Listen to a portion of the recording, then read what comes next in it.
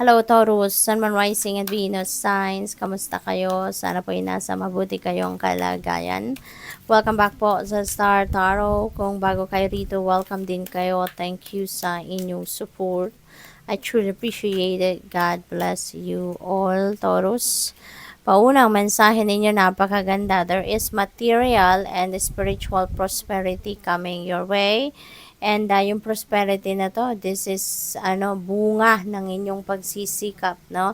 Ito yung reward kumbaga ninyo, no? Financial reward dahil sa inyong sipag, tiyaga, 'di ba? Yung dedikasyon ninyo na binuhos ninyo sa inyong trabaho. What else? We have number 9, spiritual strength. Ayan. So, merong spiritual prosperity, spiritual strength. So, ngayon, siguro, mas nagkakaroon din kayo ngayon ng mas, meron kayong mas matibay na paniniwala, mas matibay na pundasyon pagdating sa inyong spiritual life, no? Taurus, mas naiintindihan na ninyo siguro ngayon ang human psyche, mas naiintindihan nyo na ngayon ang relationship ninyo, no? Relationship between you and the divine, between you and the spirit realm, yung ganon. Spiritual union, meron ditong meeting of two kindred spirits, no? This is a strong bond between two people. Taurus, so maaaring meron ditong bagong relationship na mabubuo.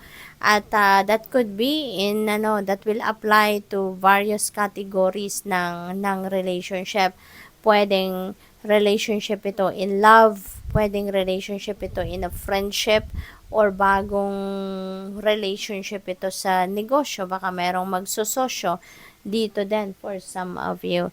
So, maganda rito kasi tignan ninyo, yung parang you are on the same wavelength, you are in sync with each other, yung ganon, you are supporting each other, parehas kayo ng iniisip, yung ganon ba.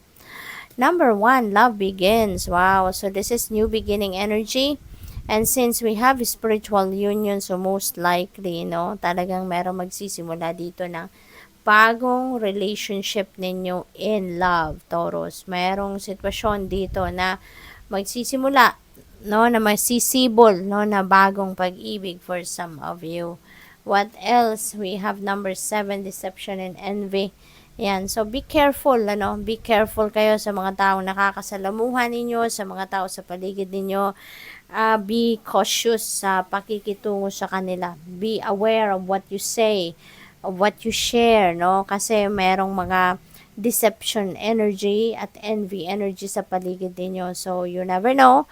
Mga nakakausap ninyo, akala ninyo mapagkakatiwalaan, akala ninyo sincere na concern sa inyo, pero wag ka, no? Yan ay baka nag-fishing lang ng mga impormasyon from you. Kasi yan ay mga naiinggit sa iyo, yan ay mga balak na manloko, mambudol, 'di ba? Mag-take advantage, no, sa inyo. So, what else? We have number 3, recognition and reward. So, most likely, maraming naiinggit sa inyo, Taurus. Kasi meron kayong recognition, meron kayong reward, at ang reward na to could be financial reward. Kaya, siguro, marami din sa paligid ninyo, mga katrabaho ninyo na hindi natutuwa sa accomplishment ninyo. Kaya mag-iingat kayo sa mga impormasyon na i-share ninyo. 'Di ba? Maging aware kayo or maging cautious kayo sa mga actions din ninyo para hindi na ito mag-create pa ng mas marami pang inggit sa iba. What else? We have number 2. Ayan, so, dalawa na yung synchronicity natin. Taurus, we have number 22. So, that is master number 22. So, I suggest, pakitignan po ninyo, i-google po ninyo ang ibig sabihin ng master number 22 for more guidance. At saka, we also have 1, 2, 3 or 1, 2, 3, no? So, ascending numbers din yan. That suggests na merong progress of events dito sa buhay ninyo. Meron ng pag-usad, meron ng growth, meron ng advancement sa mga ginagawa ninyo rito. Meron na kayong pag-angat, no? May pag-grow na talaga ninyo din, maaring on a personal level. merong growth din na magaganap dyan.